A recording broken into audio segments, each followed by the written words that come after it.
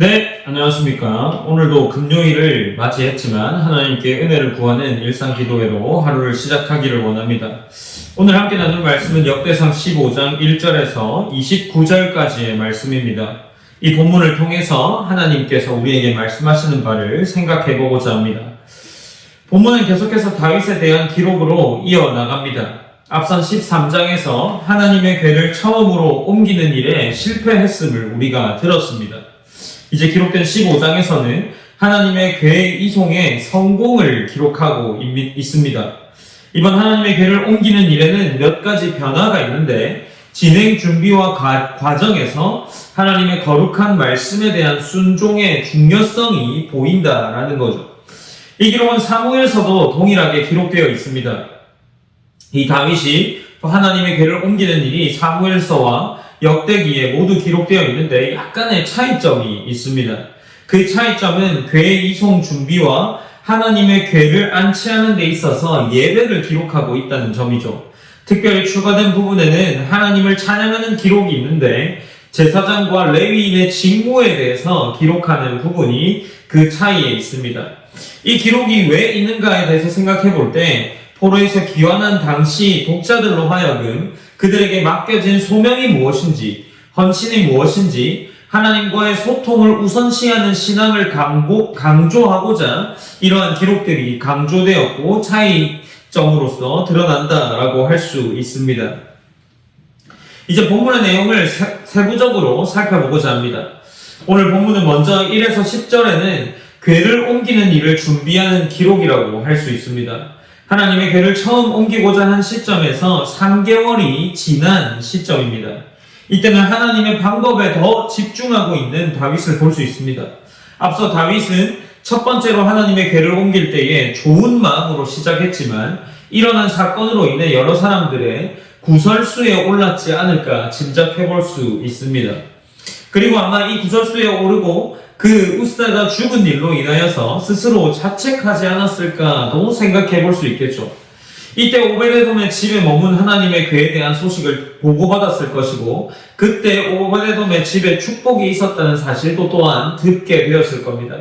아마 다윗의 마음에는 여러 가지의 생각들이 있었을 것이고 자신의 실수가 무엇인지 무엇 때문에 이러한 사건이 발생했는지에 대한 생각들을 해보고 또 기록들을 찾아보았으리라 짐작해 볼 수 있습니다.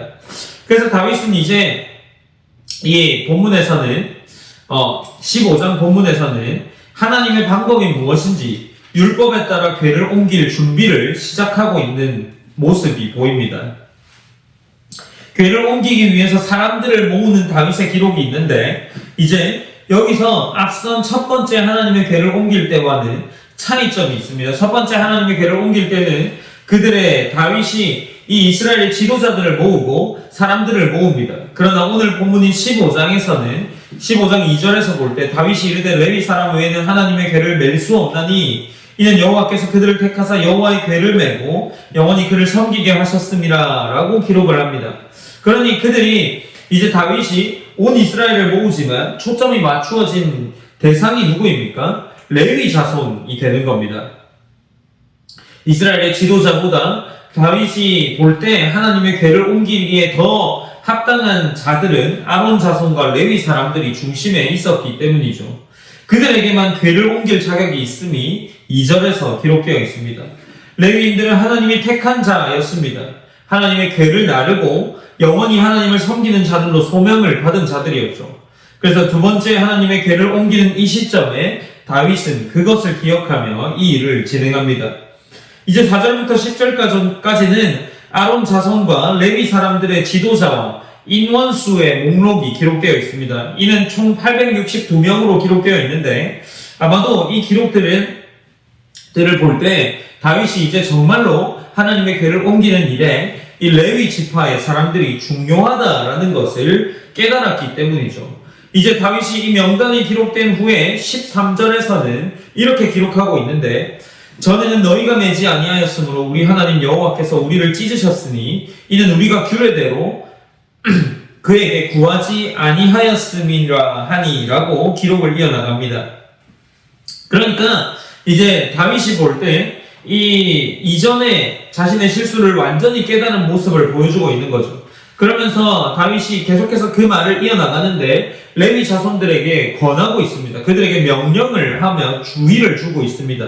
특별히 그 명령과 주의의 내용은 14절에 이에 제사장들과 레위 사람들이 이스라엘 하나님 여호와의 궤를 메고 올라가려 하여 몸을 성결하게 하고 라고 기록합니다. 그들 가운데에 몸을 성결을 권하고 있는 거죠.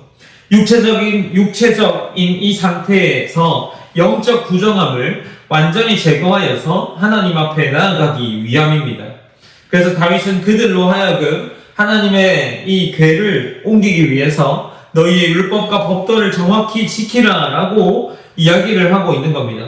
그리고 이제 이어지는 9절에서는 다윗이 궤를 옮길 때 찬양과 연주를 담당할 레위인을 임명합니다.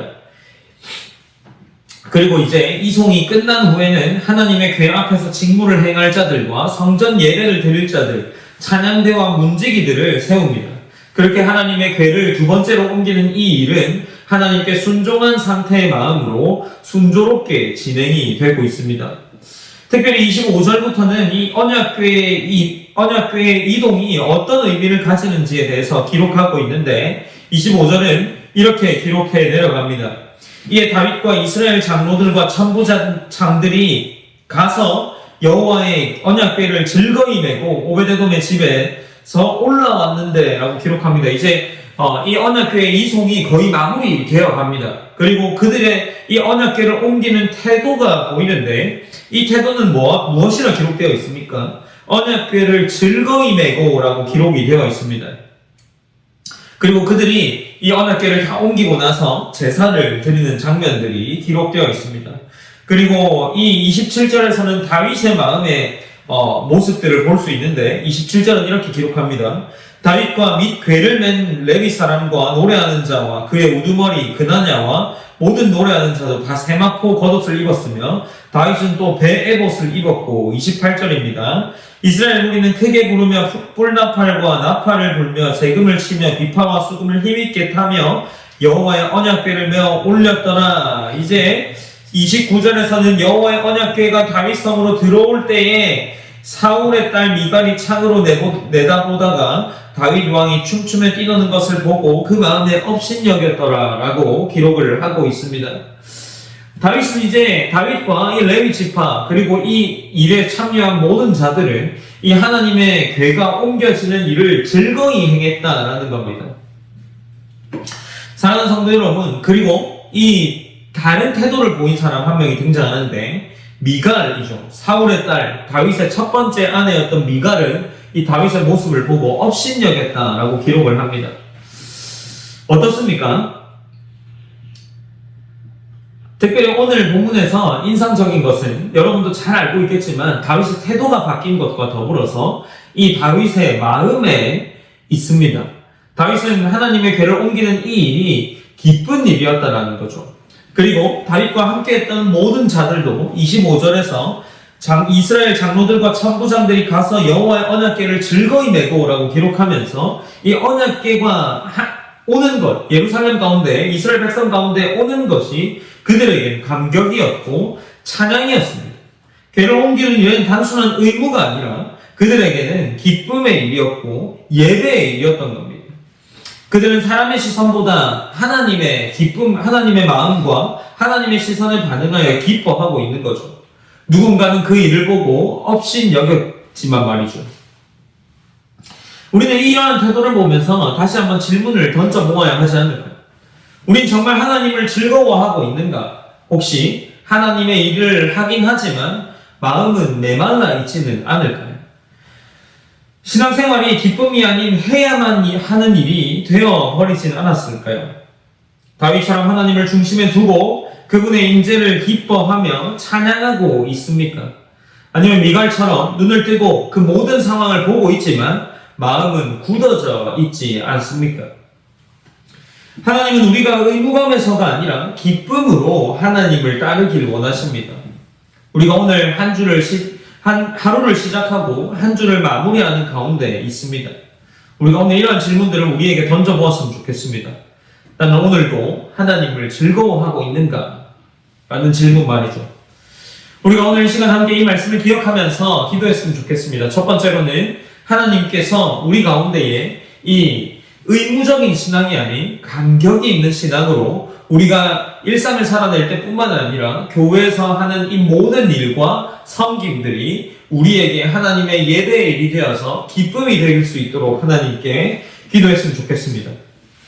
그리하여 해서 하나님을 예배하고 교회를 섬기는 이 모든 일 가운데에 우리 가운데 마음의 설렘이 있고 즐거움이 있을 수 있도록 하나님 인도하여 달라고 우리가 이렇게 함께 기도하셨으면 좋겠습니다.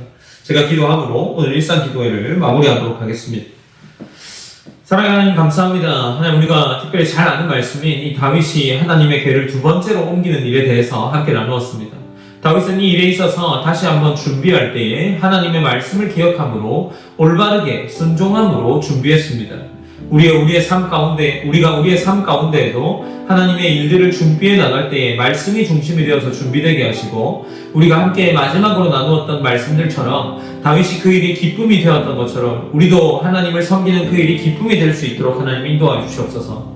하나님께서 함께하여 주셔서 이 세우는 하나하나의 일들이 하나님께서 감격과 신앙의 일들이 되게 하심으로 말미암아 우리에게 이 일들이 마음의 부담과 의무로서가 아닌 감격과 즐거움으로서의 일들이 될 수 있도록 인도하여 주시옵소서. 또한 우리가 일상 가운데에서 하나님을 기억하며 나아가는 일 또한 감격의 일이 되게 하셔서 하나님을 더 기쁨으로 예배할 수 있게 하시고, 주일에 함께 모여서 드리는 이 예배와 또 함께 나누는 교제의 시간들이 하나님께서 주시는 감격의 시간들로 다가오게 하셔서 우리에게 신앙이 즐거움이 나타나는 기쁨의 시간이 될 수 있도록 하나님 인도하여 주시옵소서. 언제나 하나님께서 함께하여 주시고 모든 영광 하나님께 올려드리며 살아계신 예수님의 이름으로 기도드립니다. 아멘.